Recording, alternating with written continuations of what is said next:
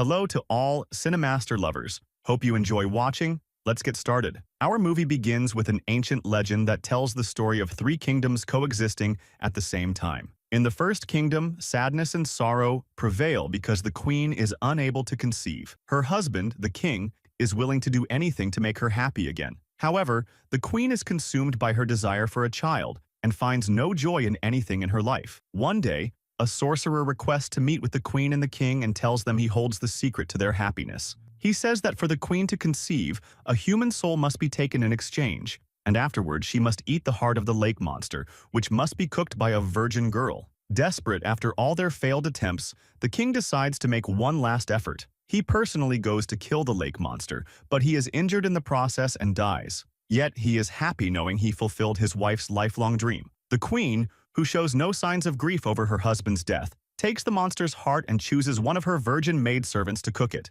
Suddenly, the maid's belly swells rapidly as soon as she smells the food. The queen eats the heart and becomes pregnant that very night. The queen and her maid both give birth on the same day the king is buried. The sorcerer's prophecy is fulfilled. The nightlife took the king's soul. It granted them the soul of a new prince, Elias. The maid also gives birth to a boy and names him Jonah. Elias and Jonah look so much alike they seem like twins. They grow up together, becoming close friends with a strong bond. However, the queen disapproves of their relationship to the point of upsetting the maid and forcing her to keep her son away from Prince Elias. Elias becomes frustrated with his controlling mother, telling her he feels like Jonah is his brother. The queen becomes angry and tells him that the only blood bond he has is with her. She explains that the future king cannot be friends with a maid's son. Now we move to the second kingdom, where two elderly sisters, Amma and Dora, have lived together all their lives. One day Dora, who is covering herself, goes out singing. The king, who is a lover of women, hears her voice and is enchanted. He calls out to Dora,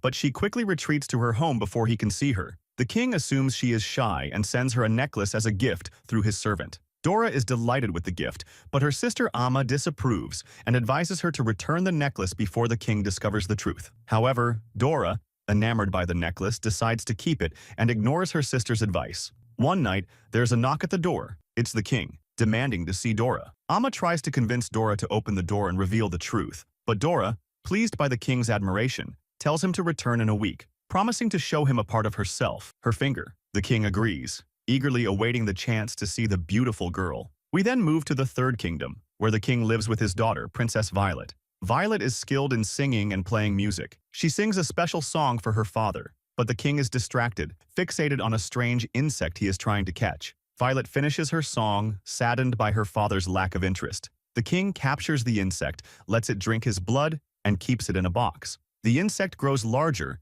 eventually reaching the size of a dog. The king becomes obsessed with the creature, feeding it daily and treating it like a pet, while keeping it hidden from everyone.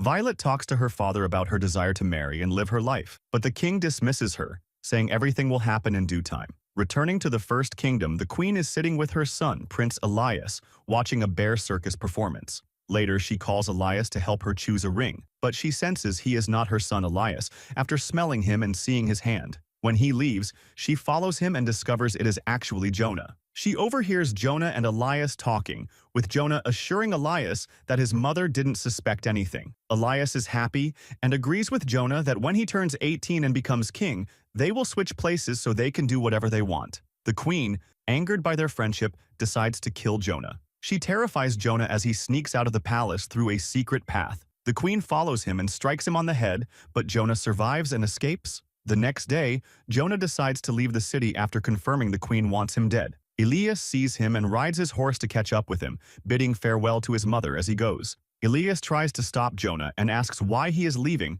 but Jonah refuses to reveal the truth about the queen. Jonah reassures Elias and shows him a spring near a tree, telling him that as long as the spring water remains clear, he will know Jonah is safe. If it dries up, he will know Jonah is dead or in danger. Jonah leaves, and Elias is heartbroken, as Jonah is his only friend. Elias checks the spring daily to ensure Jonah's safety. Returning to the second kingdom, the king eagerly awaits the girl whose voice enchanted him. A week passes, and Dora tries to make her fingers look beautiful for the king but fails, as her skin is wrinkled and sagging. When the king arrives, Dora notices her sister Amma's fingers are more beautiful than hers. She lets the king see Amma's fingers instead. The king is captivated by the fingers and becomes curious to see the rest of her. He insists on seeing her, reminding her he is her king, and she must obey. Dora agrees, but sets a condition. When she comes to him, there must be no light. The king agrees to her request. Dora, unsure of how to handle the situation, comes up with a bold and difficult plan. She asks Amma to sew her sagging skin together and glue it with wax so the king won't suspect anything.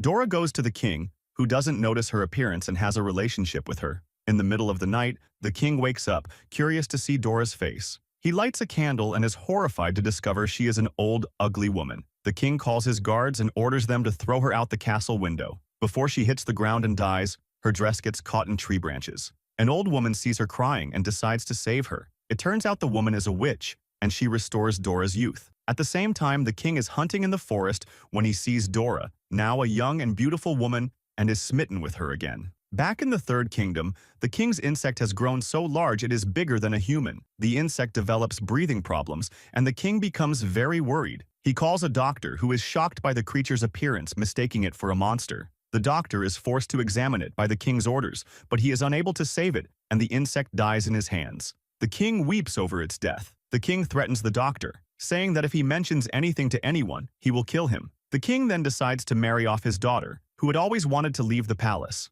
The law for marrying princesses dictates that the king organizes a competition. The king decides to skin his insect and display its hide in front of the suitors for the princess. The one who correctly identifies the type of animal the skin belongs to will be accepted. Many young men participate, but none of them can identify the type of animal. Suddenly, a large, ugly man resembling an ogre, wearing strange clothes, appears and correctly identifies it as insect skin. Violet, terrified by the man's frightening appearance, begins to cry and decides to end her life. Her father tries to convince her that this is her destiny and that he cannot go back on his word as the king. The princess listens to him and goes with the frightening man, who drags her by the hand with force. They walk for long distances until they reach a very high mountain. They arrive at a filthy cave that turns out to be the ogre's house. The cave is filled with animal bones and looks horrifying because the ogre eats animals raw. Violet is shocked by the sight and begins to cry, trying to leave, but the ogre grabs her and forces her to stay with him. Meanwhile,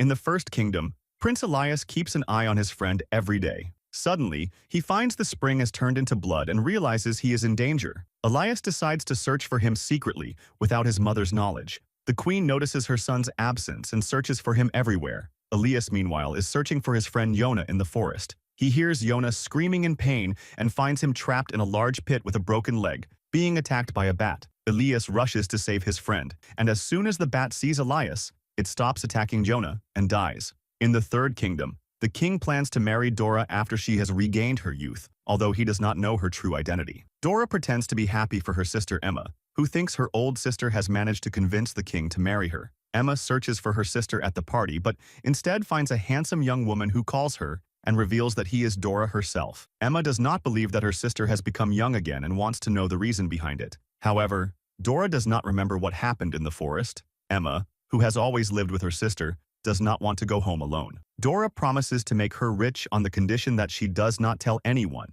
but Emma, overjoyed, tells everyone at the party that she is the bride's sister. Dora gets upset because Emma is revealing their relationship to everyone, saying no one will believe her. Dora sends Emma away, but Emma hides from the guards and sneaks back into Dora's room. She tells Dora that she wants to stay with her. Suddenly, the king arrives, and Emma quickly hides before he sees her. However, Emma steps out in front of the king, who thinks she is the woman who tricked him to throw her out of the palace. Emma decides to do whatever it takes to regain her youth, like her sister. She goes to a butcher and asks him to skin her in exchange for a lot of money. The butcher agrees. Returning to the princess, Violet is living the worst days of her life with the ogre. One day, she accidentally sees a woman on another mountain and asks her for help, explaining that she is trapped with the ogre. The woman promises to return the next day with her 3 sons. On the final day, one of the woman's sons, who is a thief, ties a rope between the 2 mountains, walks across it, reaches Violet, and takes her back to the other mountain. Suddenly, the ogre appears and sees them,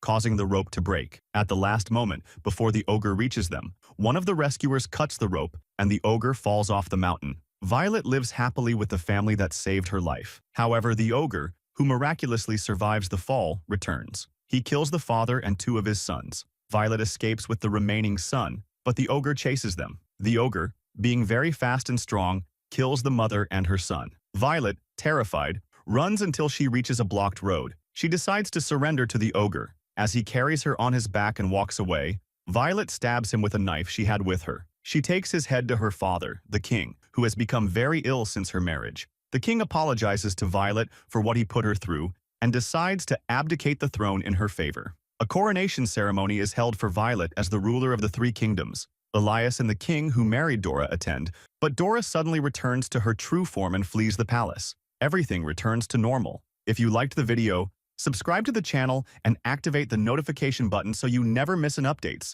See you in the